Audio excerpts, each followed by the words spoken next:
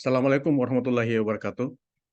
Ketemu lagi saudara-saudara mahasiswa pada perkuliahan kita untuk mata kuliah pendidikan kewarganegaraan.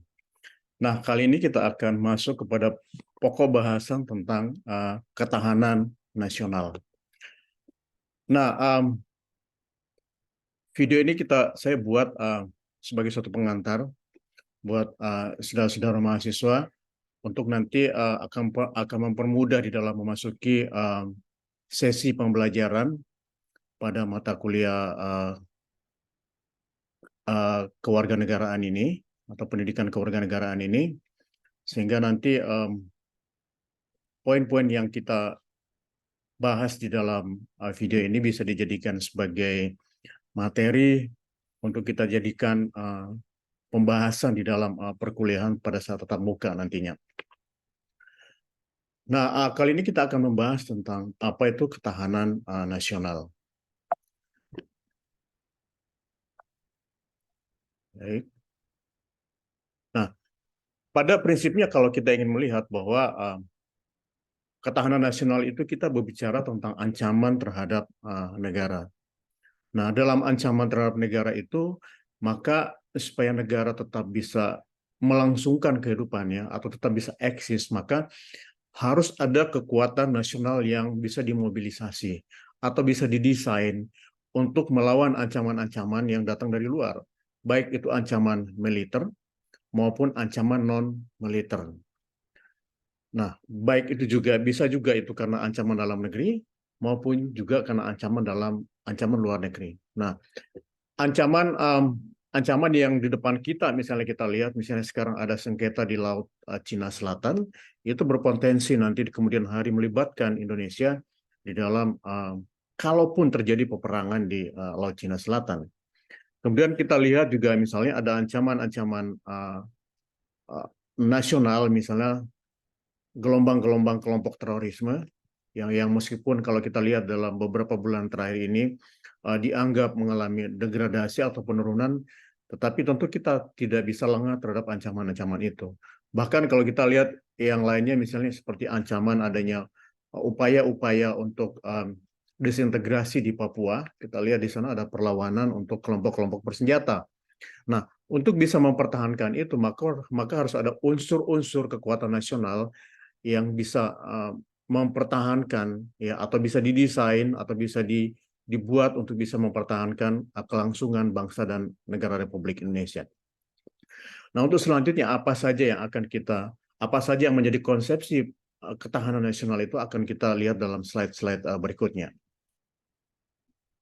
Nah, seperti pada slide pendahuluan tadi dijelaskan bahwa ketahanan nasional itu adalah bertujuan untuk mempertahankan keadaan bangsa Indonesia atau keberadaan bangsa Indonesia untuk beberapa tahun ke depan terhadap ancaman-ancaman, baik itu ancaman dari luar maupun ancaman dari dalam.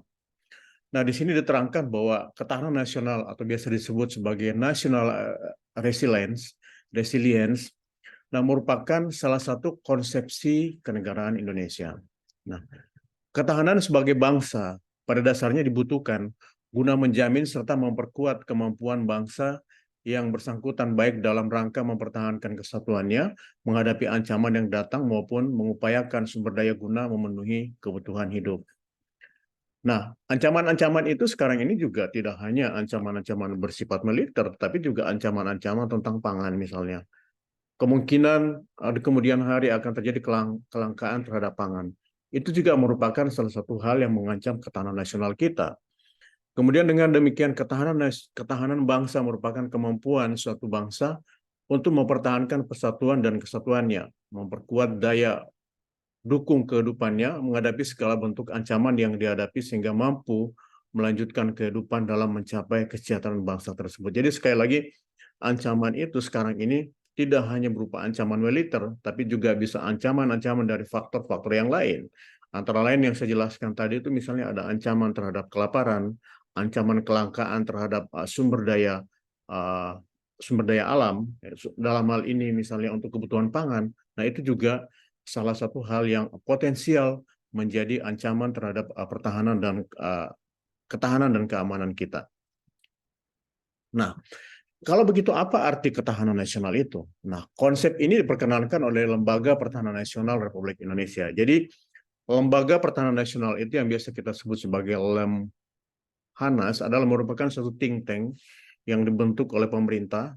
Nah, di dalam lembaga inilah mengkaji bagaimana strategi pertahanan keamanan nasional kita.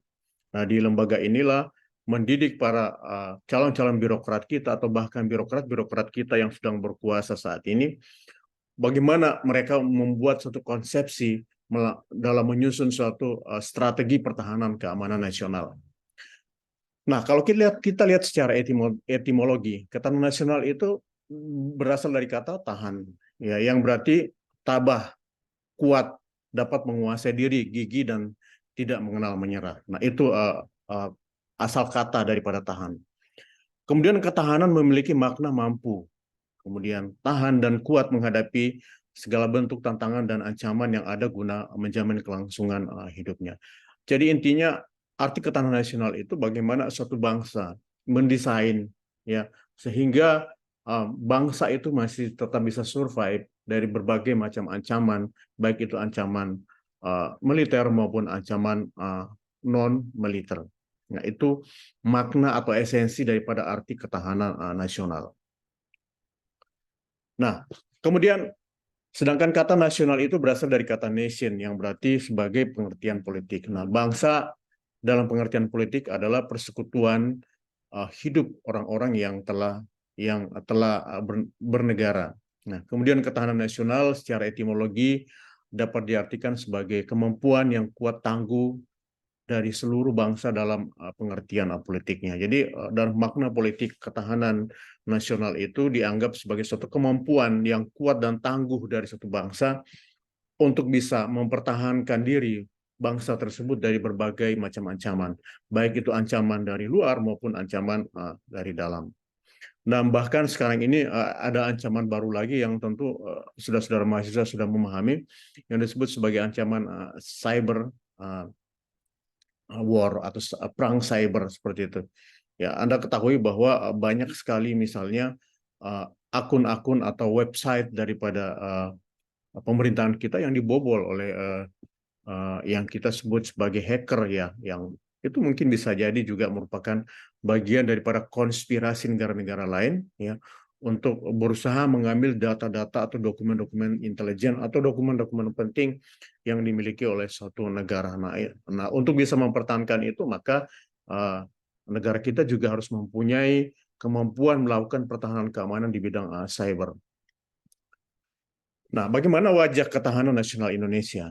Nah, gagasan pokok dari ajaran ketahanan nasional adalah bahwa suatu bangsa atau negara hanya akan dapat mempertahankan kelangsungan hidupnya apabila negara dan bangsa itu memiliki ketahanan nasional.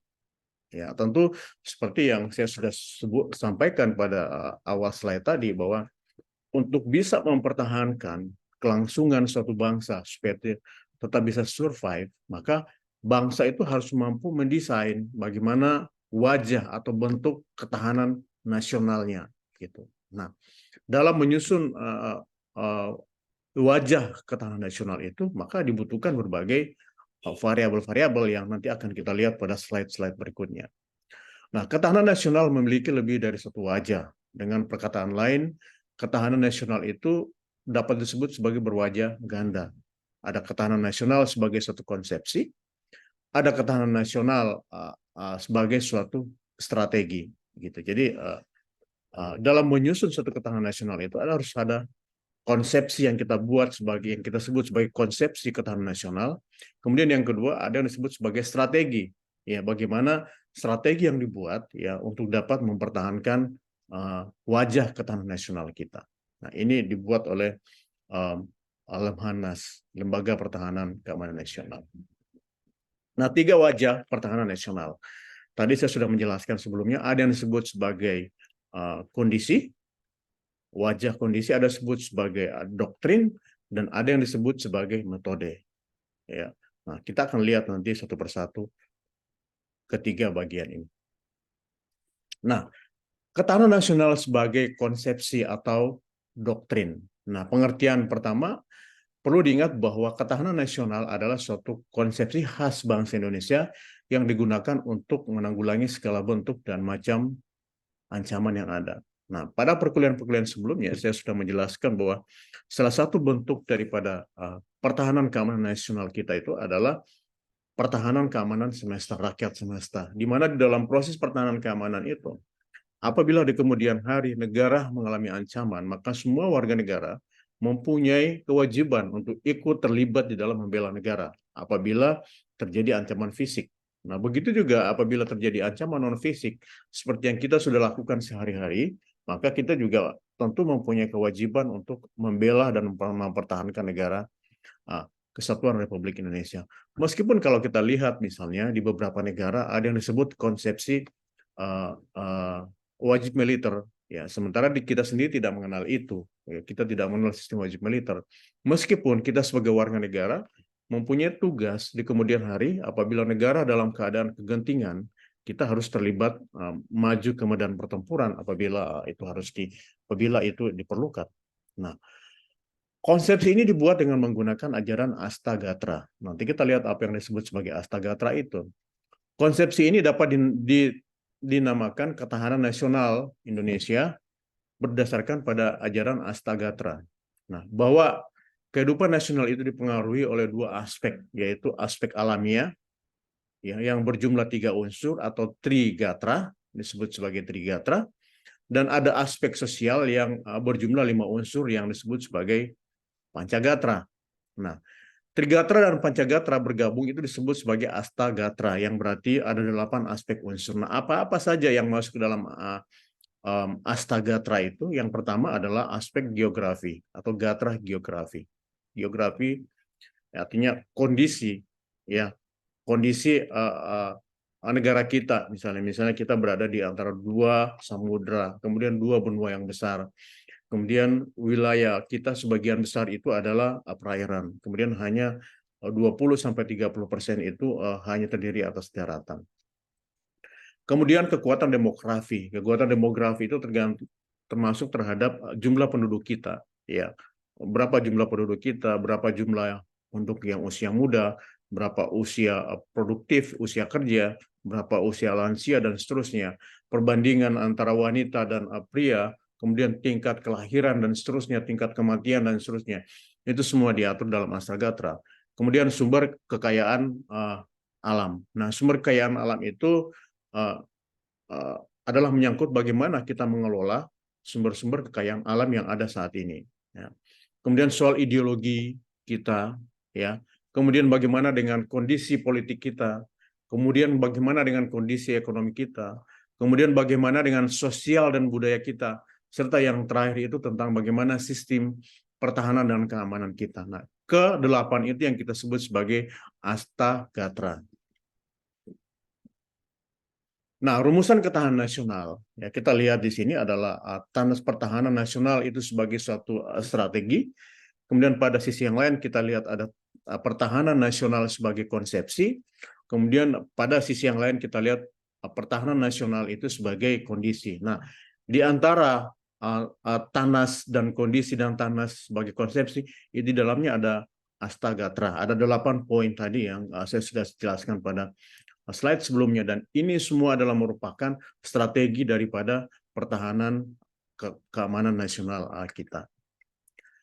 Nah, bagaimana ketahanan nasional kita sebagai satu kondisi? Nah, sebagai ilustrasi, apabila kita mengatakan bahwa ketahanan nasional Indonesia pada masa kini lebih tinggi tingkatannya dibanding dengan masa lalu, maka kondisi Indonesia tersebut diukur dengan menggunakan konsepsi ketahanan nasional Indonesia, yakni berdasarkan tadi ada 8 pilar atau yang disebut dengan Astagatra. Parameter-parameter itulah yang diukur untuk menentukan apakah ketahanan nasional kita mengalami progres atau stagnan atau mengalami kemunduran. Nah, parameter-parameter yang diukur tadi ada 8 poin yang sudah disebutkan pada slide sebelumnya. Nah, ketahanan nasional dirumuskan sebagai kondisi yang dinamis, sebab kondisi ini memang senantiasa berubah, dalam arti dapat meningkat dan menurun. Jadi kondisi ini tidak bersifat statis. Jadi dalam membuat strategi ketahanan nasional itu kondisinya tidak statis tapi sangat dinamis, ya. tergantung dari jenis ancaman yang muncul. Nah, sebagaimana saya sudah menjelaskan di depan tadi, bahwa selama ini biasanya orang berpikir ancaman ketahanan nasional itu hanya bersumber dari ancaman luar negeri, hanya bersumber dari ancaman militer, tapi saat ini ancaman itu kadang-kadang bukan seperti itu, tapi kadang-kadang ada yang disebut sebagai perang asimetris. Ya. Misalnya ancaman terhadap masuknya ya tenaga-tenaga asing di Indonesia. Itu juga bisa dikategorikan sebagai suatu ancaman nasional. Kemudian masuknya produk-produk luar negeri yang begitu banyak ke Indonesia, yang menyebabkan produk dalam negeri kita jadi tidak kompetitif. Itu juga suatu ancaman nasional gitu. Kemudian masuknya distribusi obat-obatan terlarang, narkotika dan seterusnya, yang dengan sangat mudah sekarang bisa ditemui di mana-mana, dan itu bisa merusak generasi muda kita. Itu juga disebut sebagai suatu ancaman. Selain tadi soal ancaman militer dan seterusnya. Selain itu juga masalah ancaman sosial budaya. Kita lihat misalnya sekarang ancaman ancaman dari negara-negara, misalnya Korea, misalnya sebagian besar orang Indonesia itu sangat mengidolakan misalnya tentang budaya-budaya Korea. Nah, kondisi seperti itu akan mengancam ketahanan nasional kita di bidang sosial budaya kita apabila kita tidak selektif di dalam melihat atau mengikuti tren perkembangan sosial budaya yang ada di dunia ini. Nah, kemudian ketahanan nasional sebagai strategi, cara, atau pendekatan. Nah, berkaitan dengan pertanyaan tentang apa sebab dan bagaimana Indonesia bisa survive atau bisa bertahan walaupun menghadapi banyak ancaman dan bahaya, seperti yang saya sudah sebutkan sebelumnya. Nah, jawaban sederhana adalah karena bangsa Indonesia menggunakan strategi ketahanan keamanan. Nah, strategi ketahanan keamanan itu yang merupakan pilar daripada Astagatra, itulah yang menyebabkan sekarang kenapa kondisi keamanan kita relatif stabil. Meskipun bukan berarti tidak ada ancaman, ancaman tetap ada gitu. Ya, ancaman tetap ada, tetapi dalam kondisi yang kita bisa lihat sehari-hari, kita bisa katakan bahwa kondisi pertahanan keamanan kita dalam kondisi yang stabil atau aman. Meskipun misalnya kita lihat di ujung timur di sana di Papua terjadi pergolakan, tetapi itu hanya lokal ya, jadi tidak mempengaruhi ketahanan nasional kita secara menyeluruh gitu. Nah, ketahanan nasional, ideologi, politik, sosial budaya, ekonomi, dan pertahanan keamanan. Pertama kita lihat tentang ketahanan ekonomi. Nah, ketahanan ekonomi itu adalah kondisi kehidupan perekonomian bangsa yang berlandaskan demokrasi ekonomi, yang berdasarkan Pancasila, yang mengandung kemampuan memelihara stabilitas ekonomi. Jadi kita harus mampu mempertahankan stabilitas ekonomi kita dari berbagai ancaman gitu. Jadi sekali lagi ancaman pertahanan keamanan itu bukan hanya soal perang, soal militer, tetapi juga ada di bidang ekonomi misalnya. Misalnya tentang bagaimana kita menciptakan kemandirian negara kita, bagaimana kita bisa menciptakan produk-produk dalam negeri, bagaimana kita tidak terlalu tidak terlalu meningkatkan ketergantungan terhadap produk-produk luar negeri. Kemudian bagaimana pemerataan ekonomi di dalam negara kita, sehingga ketimpangan antara yang kaya dan yang miskin itu semakin bisa diatasi.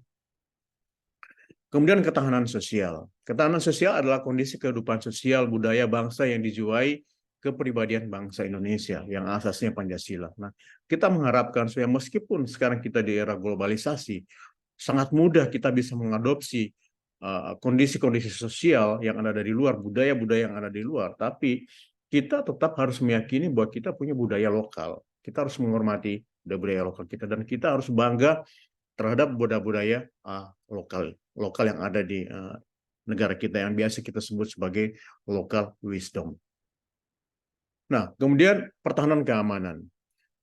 Pertahanan keamanan adalah kondisi daya tangkal bangsa yang dilandasi kesadaran belah negara, seluruh rakyat yang mengandung kemampuan memelihara stabilitas pertahanan keamanan nasional. Nah, yang saya sebutkan tadi bahwa meskipun kita tidak memiliki konsepsi wajib militer, tetapi di kemudian hari, ya, apabila negara kita membutuhkan tenaga cadangan, maka kita harus bisa bergerak. Ya, kita harus ikut di dalam pertempuran apabila harus ada pertempuran secara fisik. Tetapi dalam kondisi sekarang ini, di mana pertempuran itu disebut sebagai perang asimetris, maka kita juga harus terlibat misalnya.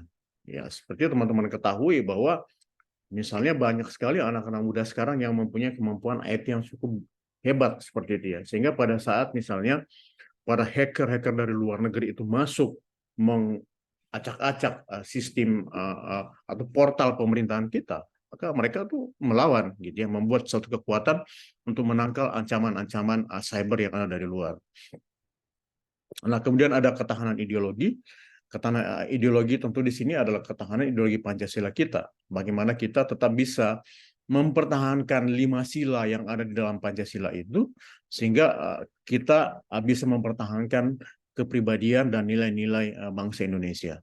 Kemudian ketahanan politik. Tentu ketahanan politik itu sumber kita adalah terhadap konstitusi kita, terhadap Undang-Undang Dasar Negara Republik Indonesia.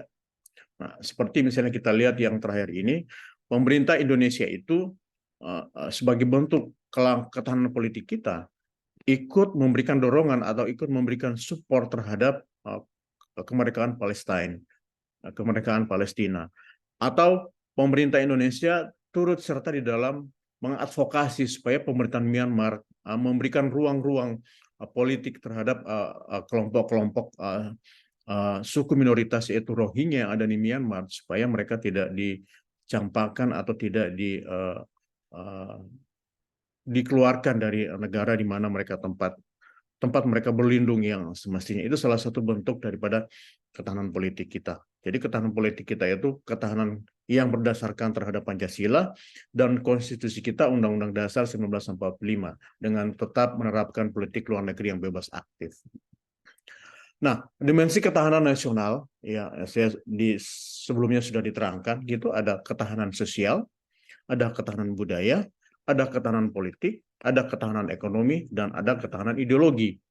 Nah, ini adalah lapisan-lapisan daripada ketahanan nasional. Ya, ada ketahanan diri, ada ketahanan keluarga, ada ketahanan wilayah, ketahanan regional, dan ketahanan nasional. Nah, sebagai kesimpulan daripada perkuliahan kita pada sebagai kesimpulan dari perkuliahan kita pada hari ini, maka di dalam konsepsi pertahanan kita, maka ada Astagatra itu yang harus menjadi parameter di dalam mempertahankan atau meningkatkan ketahanan dan keamanan kita. Astagatra itu seperti yang sudah dijelaskan sebelumnya adalah merupakan kombinasi daripada Trigatra dan Pancagatra. Demikianlah yang dapat saya sampaikan dan terima kasih atas perhatiannya.